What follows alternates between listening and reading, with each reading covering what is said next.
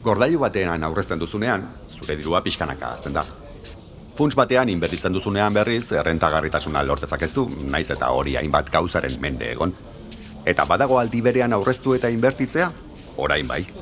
Hautatu dena, funts baten aukerak eta gordailu baten ordainsaria. 50-50, funtsa gehi gordailua. Aukeratu dena, informazio gehiago laboralkutxa.comen.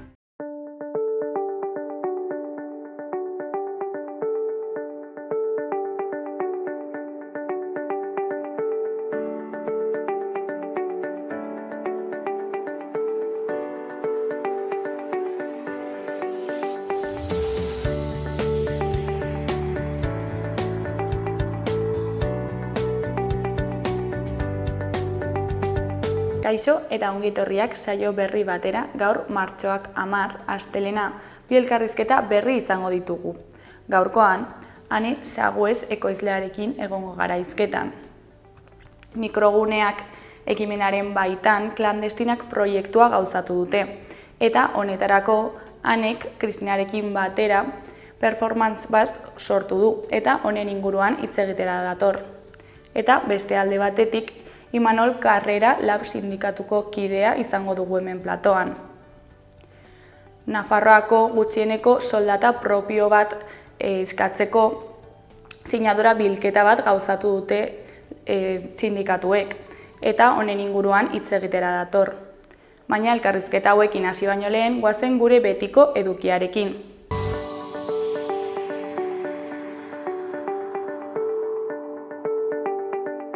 Goazen orain gaurko efemerideekin.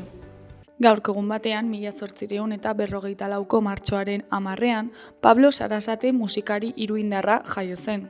Bere garaiko biolin jotzaile apartenetakoa izan zen, eta doinu birtuoso zein herrikoiak mundu osoko antzoki esanguratsuenetan jo zituen. Baskista, liberala eta homosexuala zen, gorroto zuen Iruña atzerakoia. Biarritzen hil zen 1908an. Urte batzuk geroago, 1959ko martxoaren 10ean, 300.000 tibetarrek Dalai Lamaren jauregia inguratu zuten, Txinako armadak hura atxilotzea saihesteko. Txinako gobernuak dantzaldi batera gonbidatu zuen Lama, baina tranpa bat zelakoan ez zen agertu. Bere herrikideek babestu egin zuten Norbuilinka jauregiaren kanpoaldean. Egun berean, baina 1960ko martxoaren 10ean, Australiara iritsi zen Euskal Herritik eta Espainiako estatutik Frankok emakumeez beteta bidalitako lehen hegazkina. Erregimenak Eliza Katolikoaren bitartez tratua egin zuen Australiako gobernuarekin. Eta bukatzeko 2005ko martxoaren 10ean, Bruno Manser ekintzaile ekologista suitzarra hiltzat jo zuten. Artzaina ogibidez 1984ean Borneoko oihanetan barneratu zen Penan tribuko nomadeekin. Bertan munduko ekosistemarik zaharrenetako baten suntziketaren lekuko izan zen eta deforestazio tropikala salatzeko munduko kanpainan buru belarri sartu zen. Baita jatorrizko Penan herriaren defentsan ere. Hala, Penan herriaren aurka, zuraren industriaren interesak defendatzen dituen Maleasiako gobernuaren etsai bilakatu zen. 2000 urtean galdu zen bere arrastoa Malasiako oihanean.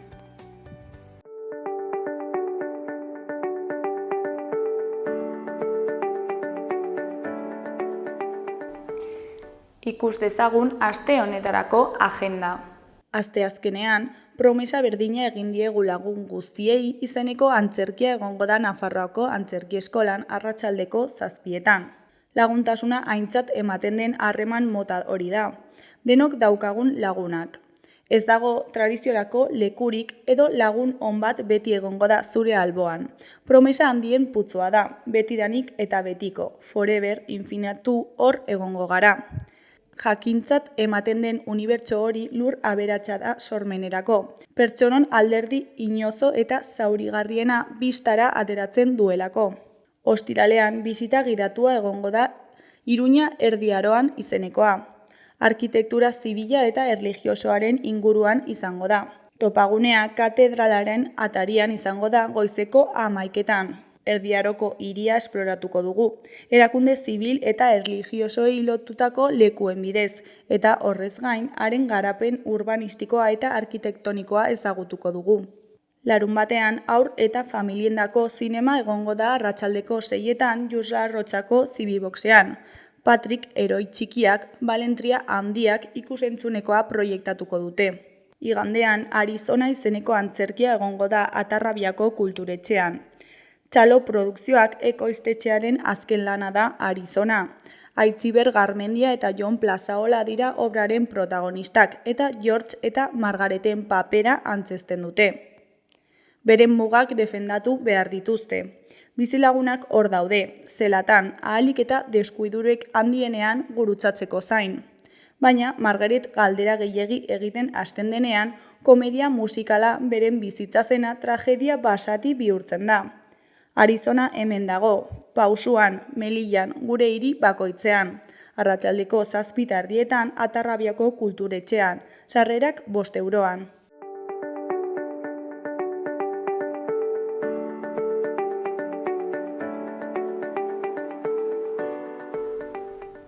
Ikus dezagun gaurko egunkarien azalek zer dioten. Diario de Noticiasen titular nagusian, Nafarroak 77. postua hobetu eta igo du Europako eskualde aberatsenen sailkapenean. Eurostatek 51.300 eurotan kokatu du per capita errenta erosteko ahalmenaren parekotasunean, bataz bestekoaren 8% gainetik. Argazki nagusian, Padebor Lezkairu ikastetxeko ikasleak beren proiektua azaltzen epaimahaikideei. Titularrean, First Lego League. 17. edizioa emakumeen parte hartze eta protagonismo errekorrarekin. Argazkiaren ezkerreko berrietan, alde batetik, Eskubaloian, Luzia Zamora eta Naiara Egozkueren arteko norgehiagoka. Beste alde batetik, Pilotan, Laso eta Iztuetaren garaipenak binakakoa nahasi du. Jarraian, Osasunan, Barsaren egutegiak zaildu egin du data bilatzea. Hori koloreko berrietan, ezkerrekoan, etxeko langileen zeregina. Eskuinekoan berriz, enpleguko gizarte programak. Goiko berrietan, eskuineko aldean, batetik, Nafarroako Unibertsitate Publikoa enplegagarritasunean liderra. Bestetik, Europa bere berrarmatzearen alde dago, aliantzak kolokan dauden aroan. Ezkerreko aldean, foru gobernuak 324 milioiko proiektuak finantzatu ditu. Diario de Navarraren titular nagusian, osasun langilei egindako erasoak ez dira geldiarazten. 760 inguru izan baitira azken urtean Nafarroan. Kasuen ia 82 emakumeek pairatzen dituzte, bereziki erizainek. Argazki nagusian, Santos Indurainek Rafael Sánchez Ostiz entzun zuen egunkari honen instalazioetatik biek egin zuten topaketan. Titularrean, COVID-a kudeaketa baten oroitzapenak. Diario de Navarra egunkariak Santos Indurain osasun kontseilarioia eta Rafael Sánchez Ostiz zaharren egoitzetako presidentea bildu ditu. Eskuineko berrian, pentsiodunek ekarpenean emandako gero eta diru gehiago jasotzen dute. Goiko berrietan, ezkerrekoan, hartzapezpikuak etorkinak Javierren zaintzeko deia egin du. Eskuinekoan, data nahaspila Bartzelona osasuna partidarako. Gararen titular nagusian, Cristian Prieto BBK kunako zuzendariaren hitzetan, daukagun erritmo frenetikoari eustea ezinezkoa da. The Future Game ekimenaren baitan BBK kuna DOT eta Deustuko Unibertsitatea Euskal Gazteen osasun emozionalari buruz aritu dira. Erupzio emozionala Z izeneko ikerketa batean. Argazki nagusian, Atletikek eta Mallorcak jokatutako partidaren une bat dugu. Titularrean, futbol jardunaldi gazi gozoa euskal taldeentzat. Atletikek Mallorcaren aurkako berdinketa ospatzen zuen bitartean, Errealak porrota jaso zuen Sevillaren aurka. Biek Europan bizitza jokoan izan aurretik. F-ligan zuri gorriek Granadan irabazi zuten, txapeldunen ligarako hautagaitza berresteko, eta Eibarrek ere irabazi zuen. Eskuineko berrietan, batetik Siriako gobernuz kanpoko erakunde batek ohartarazi duenez, sarraskiak eta exekuzioak oso ugariak dira. Bestetik, Nuria Tesonen arabera, berri emailea ekialde hurbilean dena, informazioa behar dugu eta zintzoa behar du izan. Azkenik, Kepa Urbizuren erreportaia dugu, Polizia globala, presioaren aurkako binetak.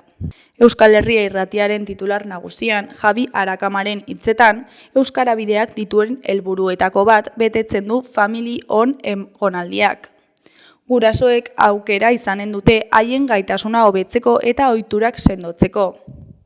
Adierazi du Euskara bideko zuzendari Javi Arakamak. Familion egonaldiez mintzatu da. Aste batez euskaraz murgiltzeko aukera eta lurraldeen arteko harremana sendotzeko baliagarria izanen da. Bi egonaldi eskainiko dituzte, euskara maila B1, B2 tartean dutenena izanen da bat eta A2 maila dutenena bestea. Eskuineko berrietan, goikoan, aurre eskoletan euskarazko 100 plaza gehiago eskainiko ditu Iruñeko udalak hurrengo ikasturtean. Euskarazko eskaintza handitzeko akordioa erdietsi dute EH Bilduk, PSNek, Gero Abaik eta Zurekin Nafarroak. Behekoan, pantailak euskaraz ekotaldeko kidea den Alex Aginagalderen hitzetan, Euskaldunon hizkuntza eskubideak bermatzeko araudi propioa behar dugu. Euskarak gero eta leku gutxiago du zinema aretoetan. 2024 urtean Euskal Herrian estreinatutako 900 filmetatik 3 baino ez dira euskaraz sortutakoak.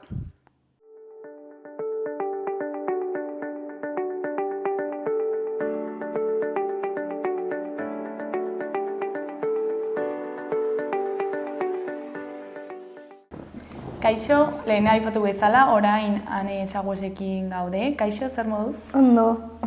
Bueno, Mikroguneak proiektuaren baitan klandestina ekimena aurkeztera zatoz, ezta? Bai. Eta bueno, horrekin sartu baino lehen, azaldu guzu pixkat zer den mikroguneak? Mikroguneak da Iruñerriko espazio kultural txikiak sortu duten ziklo bat, espazio hauek elkartzeko eta bat egiteko proiektu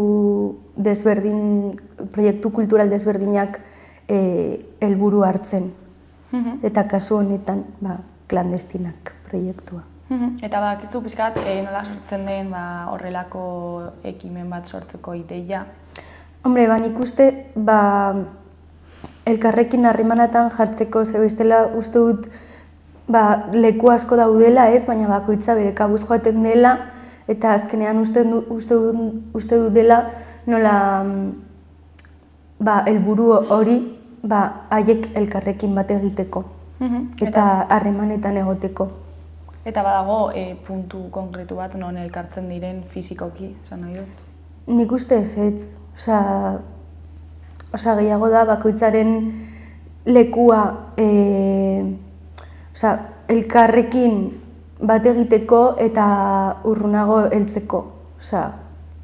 Ze leku txiki desberdin asko bat egiten badute, leku handi bat sortzen da, ez da. Nik uste dut hori dela pizkat helburua proiektu honekin. Eta aurten klandestinak ekimena gauzatu duzu, ez da? Bai. Eta zertan datza hau?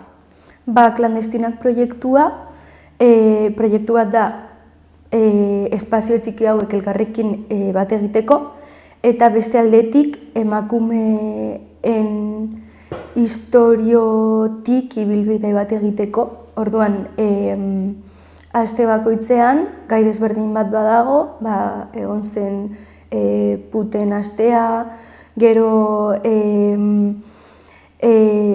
emakumeen mugimendu feministen astea, eta gure kasuan izango da disidentzia sexualean astea. Eta orduan, bi atal daude, bata da nola rekorrido bat egiten dela, historiaren inguruan, Iruñako alde zaharrean, eta hori gertatuta gero, publikoa joaten da hauetako espazio txiki batera, eta hor egoten da gaiaren inguruan zeo zer kulturala, edo kontzertu bat, edo obra bat, edo... Eta nortzuk parte hartu duzue proiektu honetan? Jende pila, baina nire kasuan, nire astea da disidentzia sexualak, eta horretan gaude Oier Santamariarekin, dela mutiko bat Ubnan bukatu duela orain ikasten, eta bere doktoradoa egin zuen, bere TFG egin zuen gai honen inguruan, eta orduan hitz egingo du mugimendu queerra nola sortu zen Iruñan, izan zirela, ez dute spoilerra egingo, baina eta gero ere sexilioaren inguruan, eta gero guk Las Nenasekin, Kristina eta biok daukagu Las Nenas kolektiba, eta egingo dugu horren inguruan performance bat deitzen dela sexilioa. Eta noiz sortu zen Clandestinas proiektua eta nola bukatu zuen honetan parte hartzen? Sortu da aurten, nik uste Innova eman zietela eta horren, Innovarekin sortu dute proiektu hau. Eta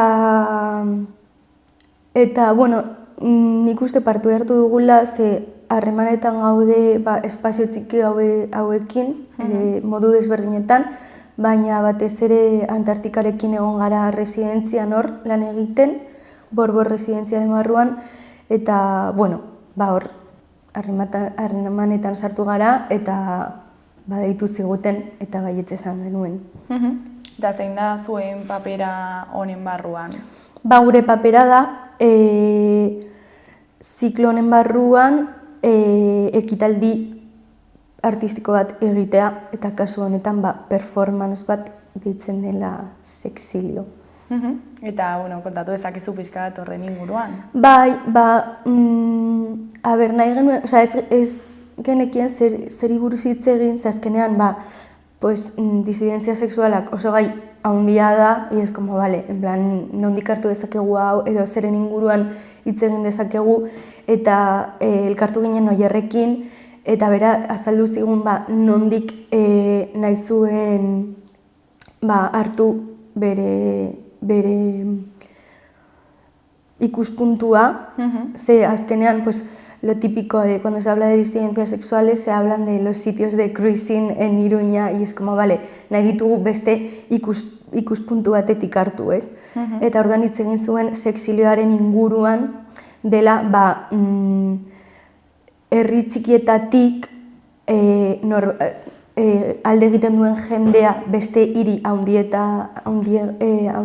handiagoetara, bere sexualitatea libreago bizi ahal izateko. Eta gure kasuan gertatu zaio, ni herri txiki batekoa naiz, eta institutua bukatu nuenetik nahi izan nuen Madrilera joan, eta uste dut queer jende askori hori gertatzen zaiola, ez? Alde egin behar dutela bere jaio diren lekutik, esperientzia horiek bizi ahal izateko, eta orduan horren inguruan hitz egin nahi dugu. Joatearen inguruan eta bueltatzearen inguruan, eta alde egin duzun lekuak ere berriro hartzeko eta transformatzeko eta bizitzeko eta aldatzeko. Eta Iruña, kasu horretan, herri baten modukoa dela uste duzu? Nik uste baietz. Ere uste dut gauza asko aldatu direla eta beharrezkoak direla espazioak hartzea eta transformatzea. Ze azkenean, hor dago konfliktoa ez, baina horri aurre egiten ez badiozu eta espazio horiek hartzen ez baditugu berdin jarraituko du. Orduan, evidentemente, lehen hori egiten duen lehenak oso violenta izango da, eta ere, beste aldetik uste dut duela 20 urte edo duela 30 urte espazio queer gehiago zeudela orain baino. Eta hor ere konflikto handia ikusten dut, ez? Nola, uste dut adibidez festaren inguruan edo espazioen inguruan nola aldatu den hori eta okerrera joan den hori Iruñan adibidez, eta uste dut beharrezkoa dela espazio horiek berriro hartzea. Eta zergatik uste duzu atzera egin dugula kasu horretan? Ez dakit, agian jende asko kalde egin duelako, Ez dakit. Izan daiteke hori, baina, no sabría decir por qué. Baina, adibidez, hitz egiten dut nire izebarekin edo nire izebaren lagunekin, eta esaten dit nola duela 30 urte zeuden como un montón de sitios de lesbianas, de maricas, no sé qué, eta batean orain, como sitios de referencia ez dauda inbeste. Orain irekin dutelako berriro los portales, no? Baina uste dut gauean batez ere sentitzen dugula nola violentzia pila bat oraindik. Eta, bueno. Osa, sentitzen duzu ez daukazuela zuen lekua. Bai, ez dut uste dela gure lekua, maski como, ez dakit, espazioak hartzen ditugula, no? O sea, como que hay una cosa de la masculinidad presente hor hartzen dutela nola espazio gehiegi, ez? Nola egoteko moduan, como soinuarekin, espazioan egoteko moduarekin, eta uste dut txip hori aldatu behar dela. Eta Madrileko hiri batean zergatik sentitzen zarete libreago, askeago? Jende gehiago dagolako eta aukera gehiago daudelako, nik uste. Osea, ja por... Bueno, aunque gaur egun ez dakit Madrid izango den eredua, zen ja duela 5 urte bueltatu nintzela Madriletik eta horren inguruan hitz egiten dugu ere bai, ez? Joatearekin eta gero bueltatzearekin. Eta nola, nire kasuan, nola alde egiten duzun leku batetik, gauza berriak frogatu nahi dituzulako, edo leku desberdinetan libreago sentitzen zarelako, baina adibidez orain ez nintzateke Madrilera joango. Osa, de hecho, horregatik bueltatu nintzen, no? Eta orain nirentzat, importanteagoa da nire herrian espazio hauek sortzea eta berreskuratzea beste leku batera joatea baino ez da. Horrela sentitzen dut orain pizka bat, eta horren inguruan hitz egiten dugu. Luego gure performancean duen forma izango da como un ritual bastante mamarratxo. Baina, horren inguruan eta violentzia horren inguruan hitz egin nahi genuen. Eta nola irudikatzen duzue?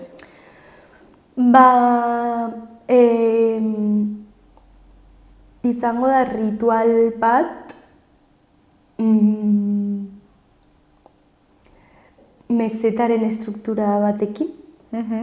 Orduan, hartu dugu mezeta baten estruktura eta hori egingo dugu. Izango da como un ritual, hartu ditugu como cánticos religiosos eta aldatu ditugu letrak, baina hori hartu dugu la comunión, el rezo, el no sé, hartu dugu mezetaren estruktura osoa eta aldatu dugu.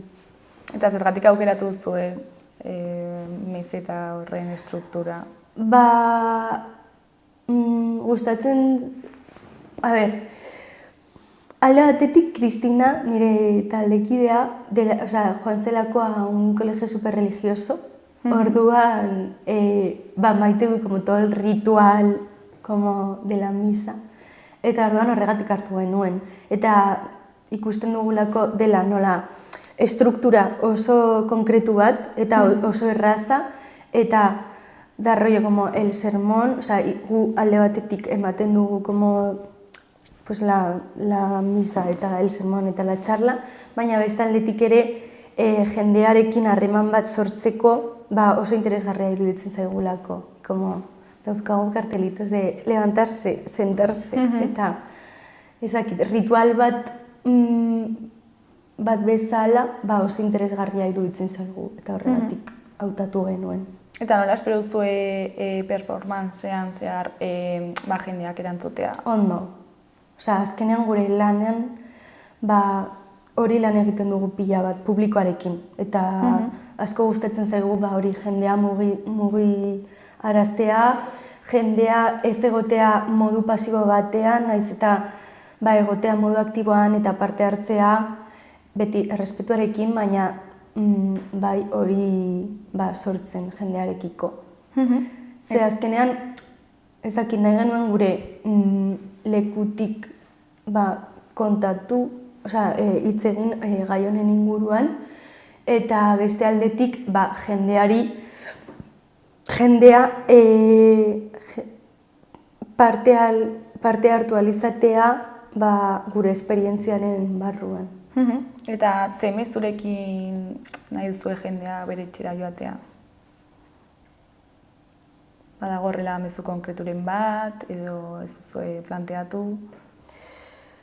Ez dakit, azkenean mezuaren kontua niretzat importanteena da jendea mugituta joatea. Gero mezua bakoitzak nahi duena hartuko du, edo ez du ezer hartuko, uste dut artista bezala ez dela nire gauza edo nire responsabilitatea jendeari mezu bat pasatzea naiz eta sentsazio bat edo sentimendu bat edo transformazio edo inkomoditate bat zoraraztea. Bakoitzak bere bizipenarekin zer hartuko du edo ez, eta eramango ez. Eta noiz izango da, non? Gurea izango da martxoak 21-ean. Uste dut Oierrena, ez nahiz horretzen zer dutan izango den. Zazpitan uste dut Oierrena hasiko da en la Plaza de los Ajos, eta gero gurea izango da Katakraken. Baina ez naiz oroitzen zer dutan izango den. Eta beste hitzordu batzuk ja izan dira, ez da? Bai, izan dira, eta oso ondo joan da. Kontatu dian jendeak joan dena ikustera, oso interesgarria izaten ari da, eta gero ikusten nor dagoen jendearekin pasada bat. Pasada bat da proiektua. Nik ezagutzen dituan beste artistak asko maite ditut, eta oso ziklo interesgarria da, hasik espero dut gehiago errepikatzea horren urtetan. Eta pertsona talde konkretu bati bideratua dago edo nor joan daiteke? Edo nor joan daiteke, bai.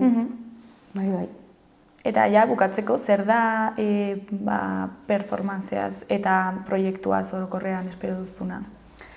Gehiago irautea, hurrengo urtetan proiektu hau segitzea, azkenean uste dut askotan gertatzen dena da oso proiektu interesgarriak daudela, baina jaiotzen dira eta gero bukatzen dira ez, eta interesgarria izango litzateke urtero gertatzen den zerbait izatea.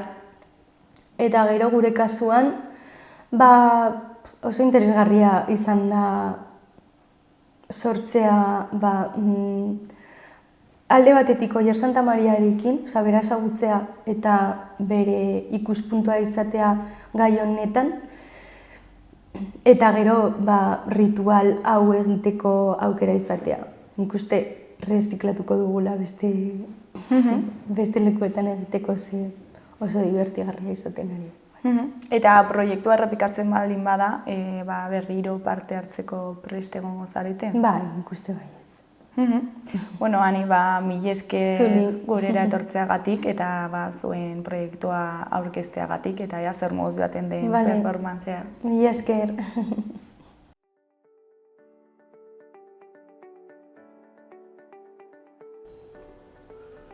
Gaurko eta biharko eguraldiaren iragarpena ikusiko dugu orain. Gaur, astelena oro har giro eguzkitsua izango da nagusi. Ostarte zabalak nagusituko dira, batez ere ipar partean. Goizean eta eguerdi partean. Arratsaldetik aurrera hodei gehiago agertuko dira. Hegoaldean zerua lainotuago egongo da, batez ere egunaren amaieran. Eta orduan euria egin dezake. Hego haizea ibiliko da, bolada gogorrekin haizeguneetan, eta temperatura maksimoetan ez da aldaketa nabarmenik espero.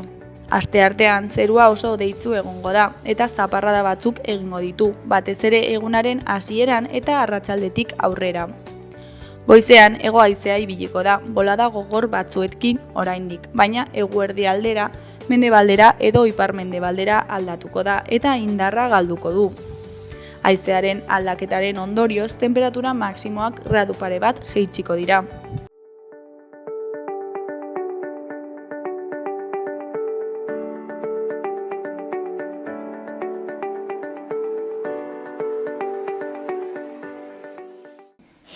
Kaixo, lehen esan dugun bezala, orain Imanol Karrera gurean dugu, Lab sindikatutik datorrena. Kaixo, zer moduz?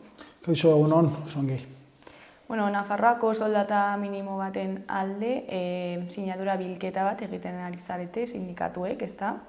Bai, oraindik ez gara hasi, baina bai, datozen hilabetetan gutxieneko soldata propioaren aldeko dinamika bat jarriko dugu martxan Nafarroan zein EAEn, eta bueno, horrekin bilatzen duguna da langileen aldetik adieraztea gutxieneko soldata propio nahi dugula Nafarroan, estatuak markatzen duenaren gainetik.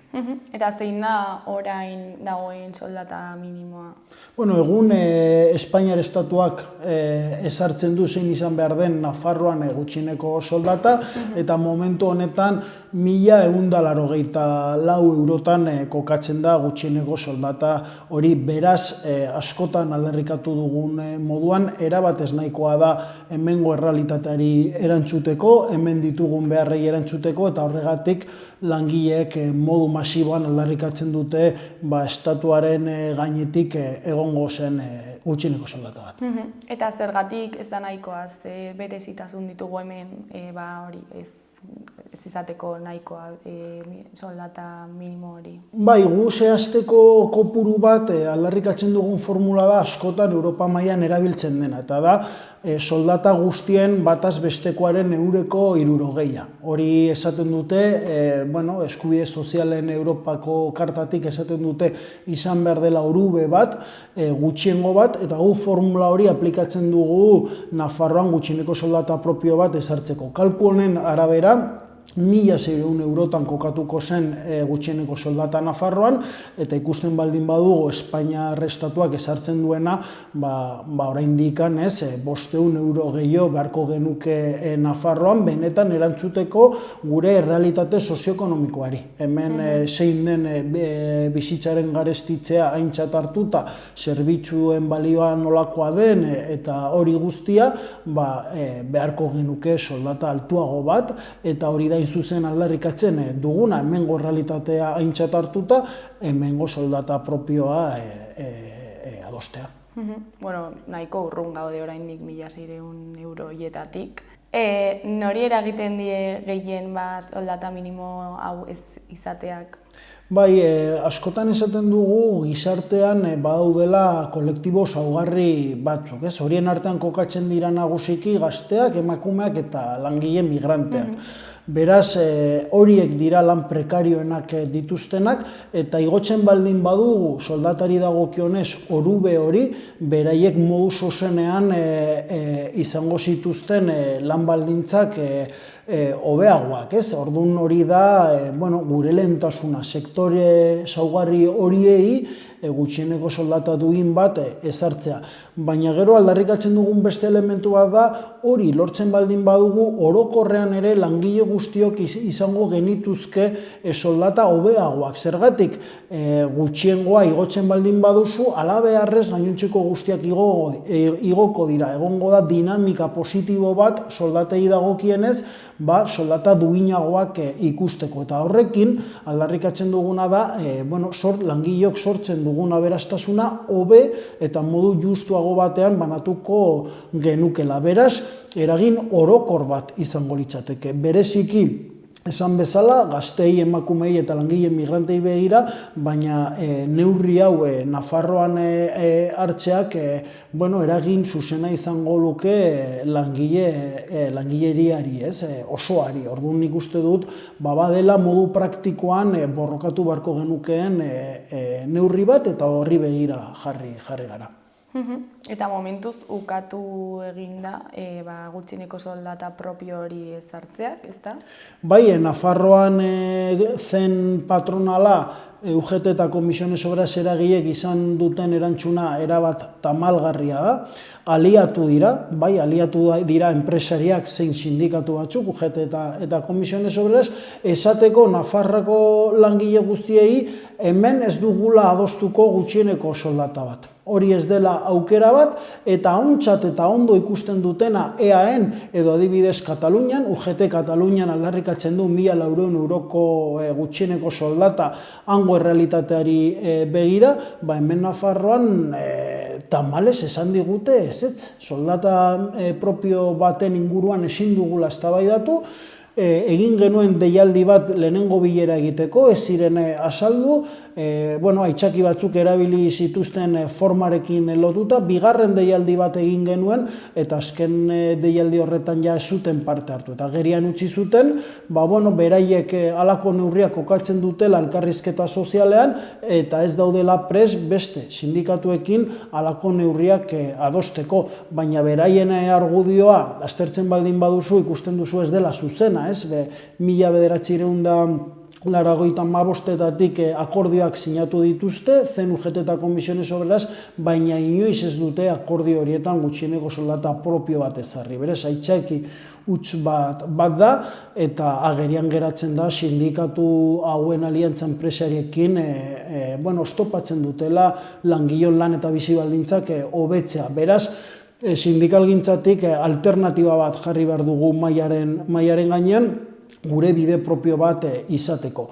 Hori da lehenengo bide bat, baina bigarrena izango litzateke Nafarroan eskuduntzak izatea legez gutxieneko soldata propio bat ezartzeko. Baina horretarako ere ez dugu eskuduntzarik. Nafarroak ez ditu eskuduntzak gutxieneko soldata bat ezartzeko, eta horrek kalte egiten digu Nafar langile guztiei. Horregatik ere aldarrikatzen duguna da Nafarroan eskuduntza horiek izatea, eta horrekin hobetuko genukela gizartearen bizitza. Beraz, sinadura bilketa bat egin dugu horri begira. Zergatik?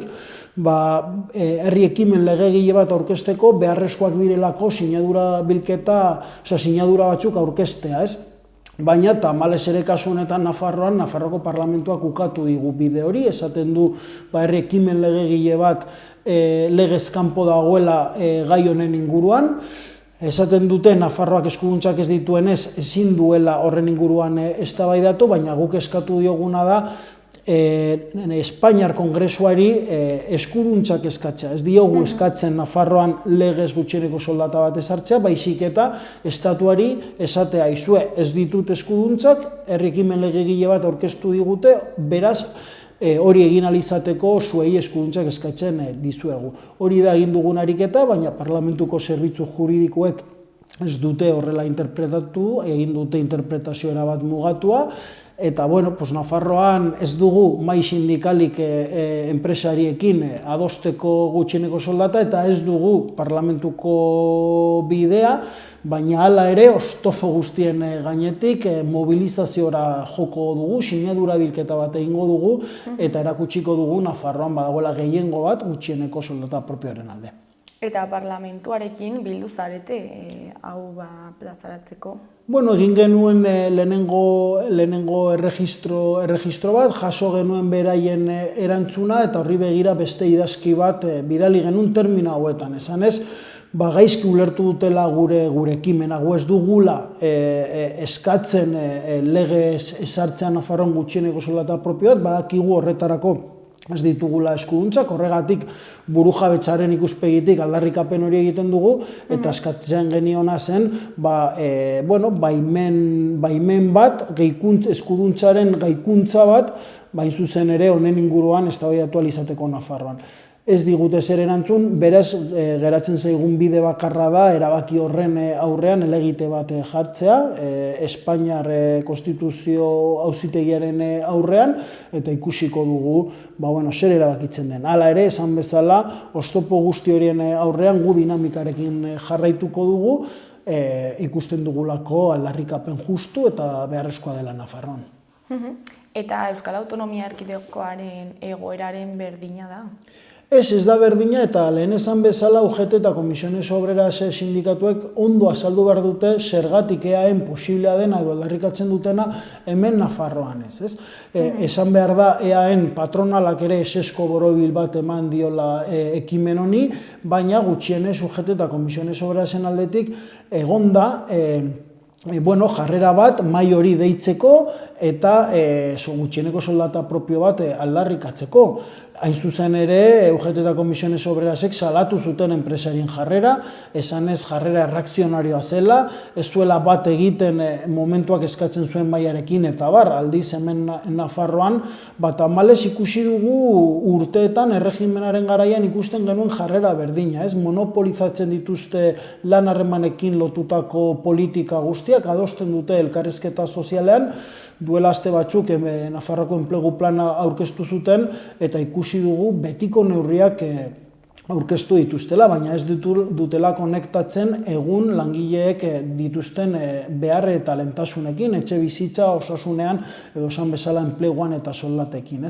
Beraz, hori da gainditu behar den eszenatokia, badago talka bat, bi ereduen artean, betikoa proposatzen dutena, beraien interes korporatiboa begiratzen dituztenak, eta beste batzuk aldarrikatzen duguna, aldarrikapen justu eta orokor batzuk benetan lan baldintzak hobetzeko modu praktikoan. Hori da, hain zuzen ere gizarteak ikusiko duena, eta nik uste dut pedagogia egin behar dugula, hain zuzen ere patronala eta UGT eta Comisiones Obreras presionatzeko hemen Nafarroan.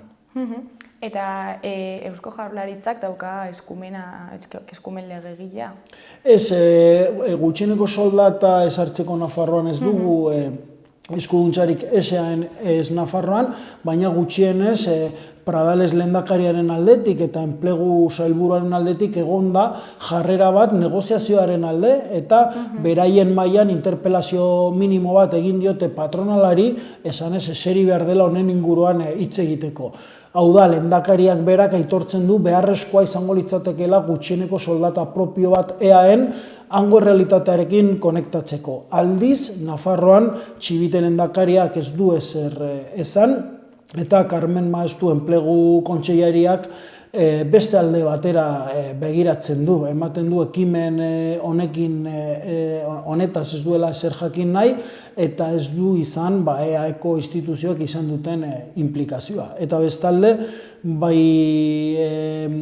Eusko Legebiltzarrean bide eman diotela herri ekimen legegilari. Beraz, ikusten dugu errealitate zeharo ezberdinak, eta nik uste dut errealitate horiek erantzuten diotela Nafarroan urteetan izan dugun lan harremanetan aliantza hori zen UGT eta Comisiones Obrerasen artean. Gainditu behar dugun eskema bada, eta horretan ere salaketa egiten ari gara, ez? Nafarroko gobernua honetan jarrera partidista bat izaten ari delako enpresari eta UGT eta Comisiones Obreras sindikatuen alde.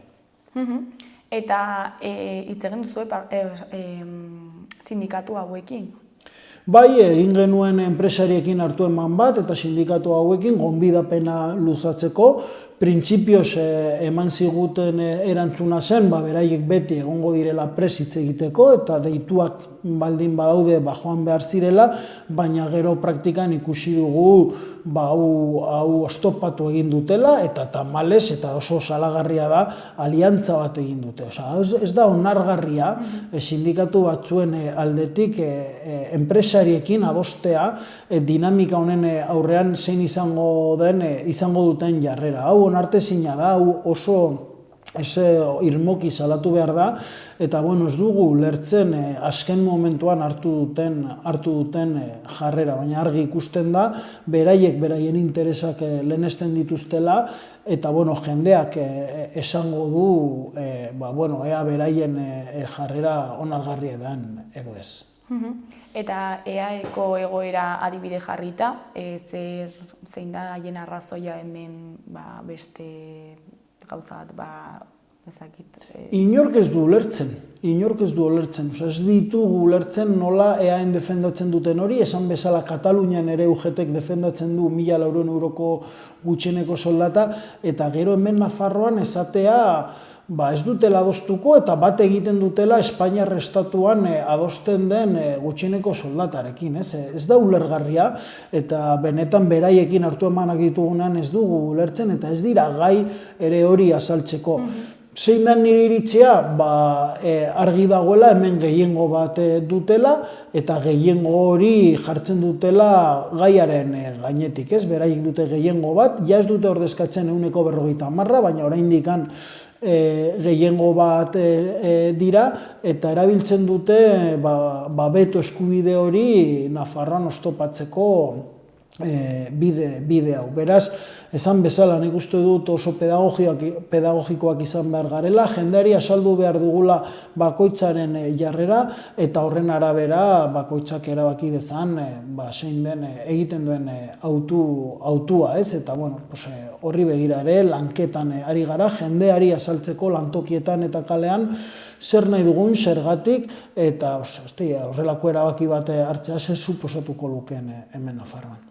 Eta zuek zuen partetik sinadura bilketarekin jarraitza erabaki duzu, ezta? Eta, ezakit hasi zareten honekin, eta zer moduz joaten ari den? Laiztera hasiko gara, orain honen guztiaren berri eman dugu, eta esan bezala datozen hilabetetan ja hasiko gara sinadura bilketarekin eta mobilizazioekin printzipioz.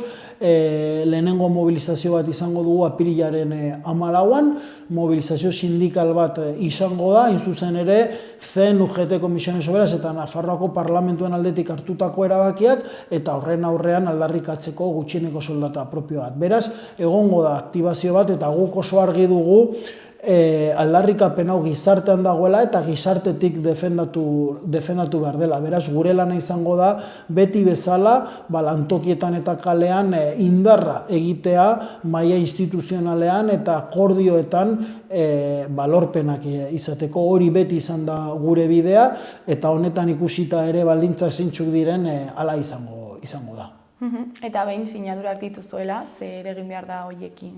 Bai, ikusita Nafarroko parlamentutik ez duela, legez egongo zen bide horretatik tramitatuko, egingo dugu interpelazio bat, ez? Badagoela aukera bat alderdien aldetik bat egiteko errekimen legegilea eta beraiek defendatzea, beste modu batean erregistratzea, eta guk nahi duguna da langileen indarre horrekin parlamentura joan eta alderdi politikoei, ordezkaritza duten alderdi politikoei esatea, beraien esku uzten dugula errekimen legegile hori benetan langileen interesen defentsan aritzeko. Beraz, momentu bat izango da oso egokia interpelazio politikorako.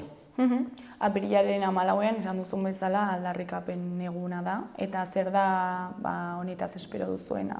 Espero dugu delegatuen aldetik mobilizazio duin bat izatea, eta hartzea esan dugun hori, lekuko hori lantokietara joateko eta aldarrikapen hori lau haizetara zabaltzea. Hori da garrantzitsuena, benetan gure indarra lantokietan dago, gure ordezkariek defendatzen dituzten aldarrikapen justu hauek, eta hori da modu bat patronala enpresariak interpelatzeko eta horrekin batera UGT eta Comisiones Obreras. Bera guretzat inflexio puntu bat izango da mobilizazio hori sindikalki, baina gero ere beste mobilizazio sozialak egiteko asmoa dugu, ikusten dugulako lehen esan bezala hau aldarrikapen transversala dela, orokorra, eta benetan guztion aldetik bat egin behar dugula horrekin.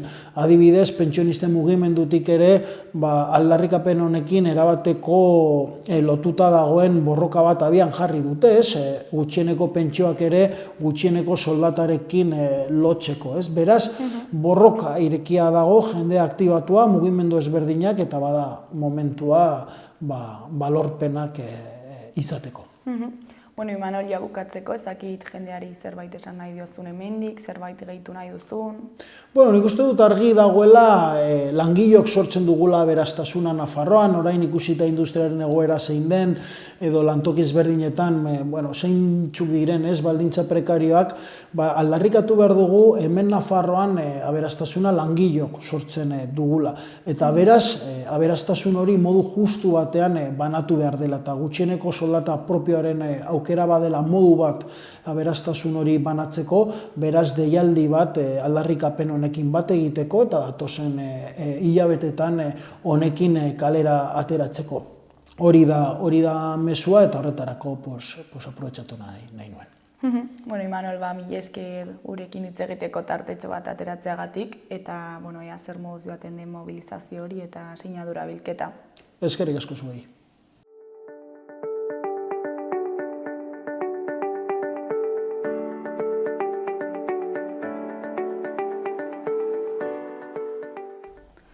Gaurkoz, hau izan da dena, bihar itzuliko gara eduki eta elkarrizketa berriekin. Mila esker zuen arretagatik. Agur!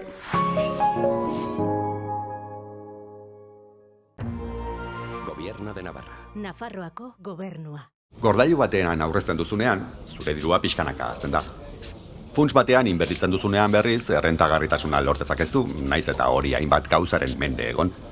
Eta badago aldi berean aurreztu eta inbertitzea, orain bai. Hautatu dena, funts baten aukerak eta gordailu baten ordainsaria. 50-50, funtsa gehi gordailua. Aukeratu dena, informazio gehiago laboralkutxa.comen.